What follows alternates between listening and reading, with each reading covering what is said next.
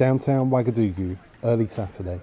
Police fired tear gas into crowds of protesters calling for the resignation of Burkina Faso's President Roch Kaboré. So as you can see behind me, the military police have just started firing. Watch out!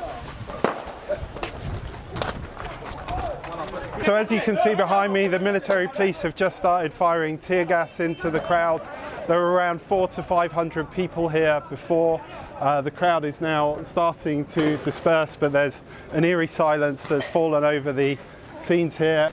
Journalists were hit with tear gas too, even after identifying themselves as press. One local radio journalist was injured after being hit in the face with a tear gas canister. In recent days, protests have spread across several cities in Burkina Faso. Demonstrators angry at what they say is the government's inability to counter terrorism after an Al-Qaeda-linked terror group attacked a military outpost in the north of the country, killing at least 50 military police. One protest leader told reporters, We want the departure of Roch by noon. We want the resignation of Roch, his government and the NPP regime. By early Saturday, the police had blocked entrances to the square where protesters were due to meet. Some protesters began shouting at military police. Others approached them with their hands up to show their support for the security forces. Not all demonstrators were peaceful, however. Some attacked a pickup truck carrying members of a local militia known as the Cogluiego. Others set fire to tyres and threw rocks at security forces, as well as journalists. Mamam Flora Pascalina is a Burkinabe blogger and activist who goes by the nickname Flo Flo. She says she supports the FDS, the Burkinabe security forces, and therefore Saturday's protests against the government.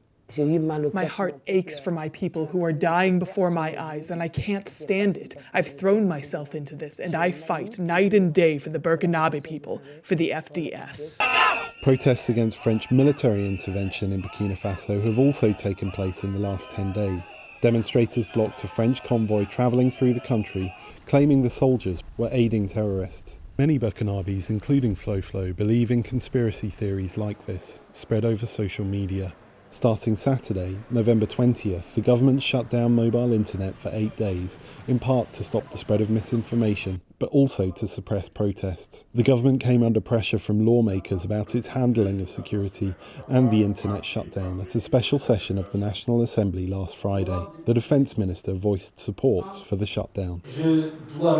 Regretfully, some uses of social networks compromise national security and contribute to the weakening of our country to the point of making it vulnerable.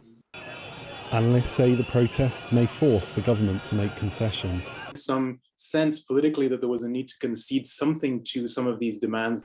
More demonstrations are scheduled for the 10th and 11th of December. Henry Wilkins for VOA News, Ouagadougou, Burkina Faso.